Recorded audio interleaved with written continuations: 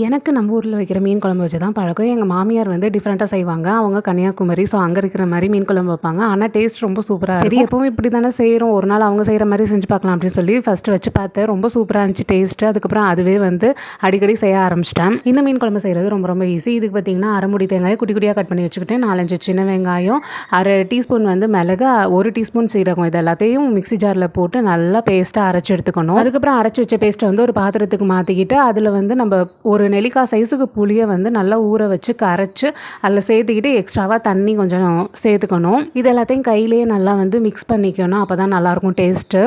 அப்புறம் ஒரு medium size தக்காளியை குட்டி குட்டியாக கட் பண்ணி அந்த கரைச்சி வச்சுருக்க தண்ணியில் சேர்த்துடணும். அதுக்கப்புறம் கொஞ்சமாக கருவேப்பிலையும் சேர்த்துட்டு அடுப்பில் வச்சு நல்லா கொதிக்க விடணும். இது நல்லா தலப்பலான்னு கொதிக்கிறப்ப நம்ம வந்து கழுவி வச்சுருக்க மீனை வந்து சேர்த்துட்டு கொஞ்சம் கொதிக்க விட்டு இறக்கணுன்னா சூப்பரான மீன் குழம்பு ரெடி. நான் வந்து கொஞ்சம் அந்த கிரேவி திக்னஸ் வர வரைக்கும் கொதிக்க விடுவேன். நீங்களும் கண்டிப்பாக ட்ரை பண்ணி பாருங்கள்.